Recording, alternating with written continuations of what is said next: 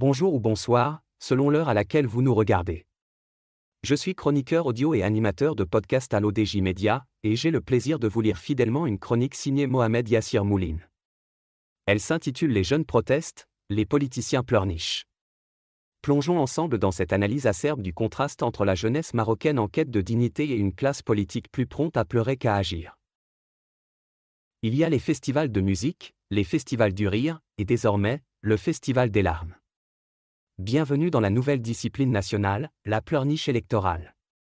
Après le marathon des promesses non tenues et le sprint des inaugurations de chantiers jamais finis, voilà qu'on nous invente l'épreuve du sanglot contrôlé.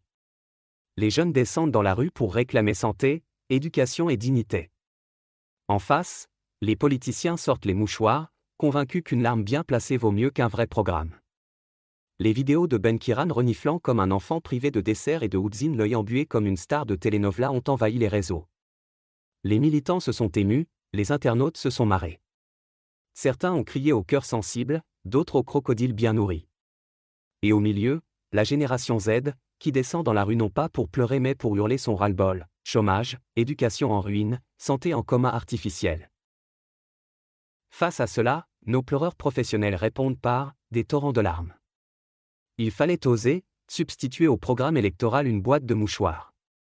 La scène surréaliste est là où les jeunes demandent des solutions, on leur propose des sanglots. Là où ils réclament du concret, on leur livre des émotions en kit. Comme si les diplômes trouvaient du travail grâce à un jet de larmes bien filmé. Certains y ont vu la preuve d'une empathie sincère. Mais la majorité n'a retenu qu'une chose, la grande messe des larmes électorales avait commencé. Maïsa Salama Nagy, candidate fraîchement déclarée, a résumé le tout avec une ironie mordante, puisque c'est ça, je vais moi aussi commencer à pleurer. Une excellente idée, les meetings ressembleront bientôt à un concours de casting pour la meilleure performance dramatique. Catégorie, larmes de crocodile, spécialité locale, très prisée en période électorale, sanglots sponsorisés, avec logo du parti sur le mouchoir, pleureurs intermittents, qui cessent de pleurer une fois élus, comme par magie.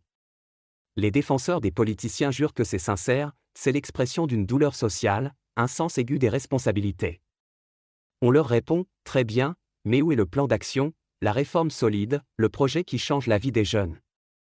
Pleurer ne remplit pas un frigo, ne soigne pas un malade, ne crée pas un emploi.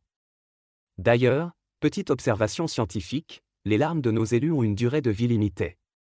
Elles coulent abondamment avant les élections, et s'évaporent aussitôt le siège parlementaire ou ministériel réchauffé. Comme quoi, les glandes lacrymales ont un sens aigu du calendrier électoral.